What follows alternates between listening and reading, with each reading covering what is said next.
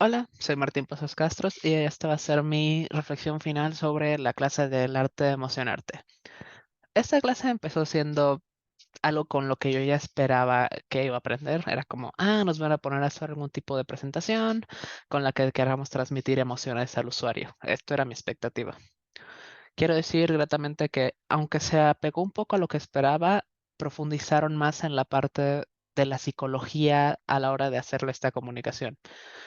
Durante el curso se nos pidieron tres análisis grandes. El primero fue una visita al Museo Barroco en el que podíamos elegir una obra o todo el museo para analizar a fondo. La segunda fue una danza y la tercera fue una obra libre. Hablando del primero, el Museo del Barroco, yo decidí tomar algo que se ve que es más reciente, ya que me parecía interesante la combinación del arte con las nuevas tecnologías, ya que esta obra incluía sensores de movimiento y un display en el que el usuario podía ver lo que estaba haciendo con la obra.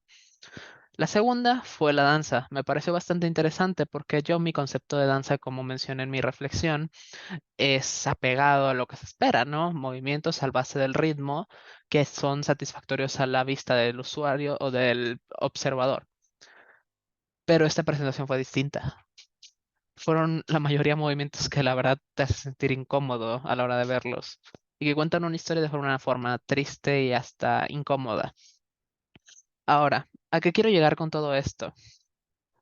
Quiero llegar a, pues, el fruto o la parte central de la clase, que fue el analizar el trasfondo de las cosas que observábamos, de las obras de arte.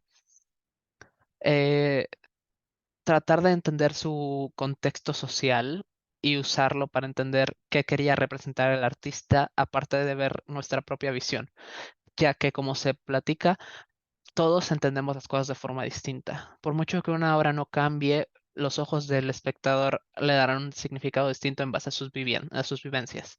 Y de la misma forma, ningún espectador puede entender el mismo significado que le quería dar el autor. Entonces hay que tener esto en cuenta. Hablando un poco más a fondo de mis actividades, en el de barroco, como dije, tomé una obra más actual, por lo que en realidad el contexto no pude encontrarlo muy a fondo, ya que no se nos dijo el nombre de la obra, no se nos explicó nada de esta parte. Entonces traté de encontrar yo el contexto en base a lo que entendí.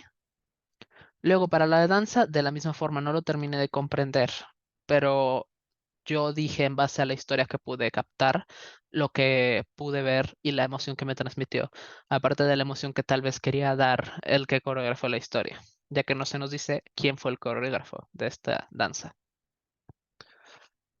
Aparte, al final, la tercera obra, que no mencioné qué fue lo que hice yo específicamente, fue libre. Entonces, yo decidí tomar una película, ya que siento que es algo donde se puede extraer mucho de una manera un poco más sencilla. Y eso es lo que yo quería. Tomé la película de 9, que es una película con gran significado detrás de su historia tan sencilla. En la película se nos platican, al menos a mi perspectiva, tres mensajes, como la grandeza de zonas pequeñas, que nadie es perfecto, porque eso es algo que también se implica, y podremos también ver el trabajo en equipo y otras cosas. Tiene muchos mensajes esta historia que se transmite ya sea por la escenografía, las personalidades de los personajes, la luz, todo. Y todas estas cosas son importantes, ya que son lenguajes de comunicación a la hora de analizar una obra, ya sea película, ya sea danza o una obra de arte más convencional como una pintura o un poema, como los que vemos en el barroco. Los lenguajes de comunicación, al menos de lo que yo pude encontrar, se basaban en los lingüísticos y los no lingüísticos. Evidentemente los lingüísticos son la parte de los lenguajes, ya sea hablados o de programación y todo esto. Todos estos comunican cosas por medio de palabras o oralmente, como yo lo estoy haciendo. Mientras que los no escritos o los no lingüísticos pueden ser, como les dije, la iluminación. Por ejemplo, mi cara ahora mismo está iluminada, pero si hago esto, da un contexto distinto. Y si sencillamente moviera mi boca, uno no sabría si estoy diciendo algo feliz o triste, aunque dependiendo de la iluminación podría dar una sensación distinta.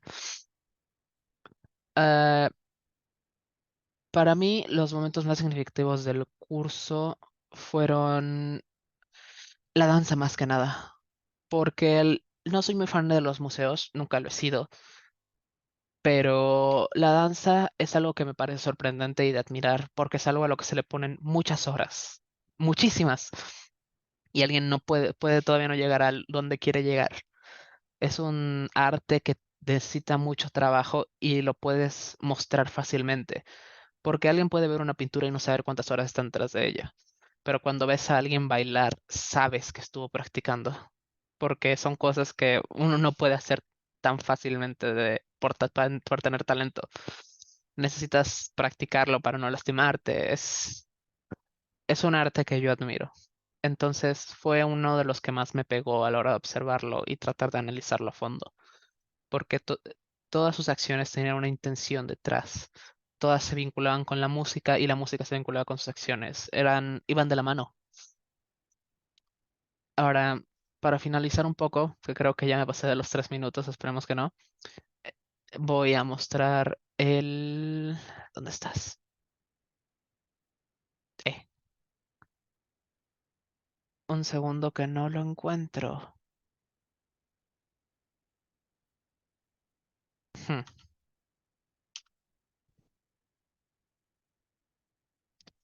eh. Ah, aquí está. Bueno, esto aquí se puede ver, perdonen la formato, es la única forma que tenía de compartirlo. Es la obra que decidimos hacer. Nos basamos un poquito en el contexto social actual, que es los problemas de comunicación que tenemos. Decidimos llamarlo Una rosa bajo la lluvia, porque suena poético, suena hermoso. Te imaginas una flor bajo la lluvia y piensas en vida, pero cuando ves nuestra obra de arte, no ves nada vivo. Todos son materiales de cosas que ya no están, desde el papel de la rosa, que obviamente era un árbol, hasta las botellas que están algunas hechas de combustibles fósiles que fueron dejados por animales que ya no están.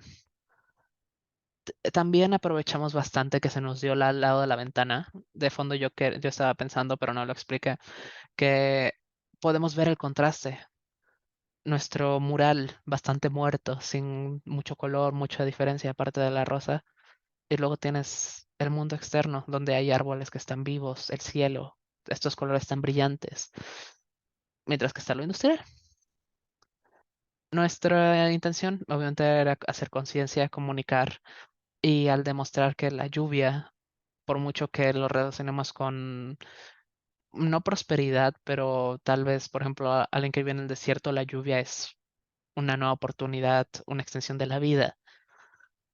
La lluvia regularmente significa algo bueno, porque es un fin a la sequía, pero con tanta comunicación llegan las lluvias ácidas, que estas representan más muerte que vida, y es un contraste que queríamos representar. Entonces, eso. Me alegra mucho haber tomado esta clase, me pareció muy interesante y espero poder aplicarla a futuro en las cosas que haga, ya sea escritura o incluso alguna otra obra similar. Y bueno, muchas gracias por escucharme.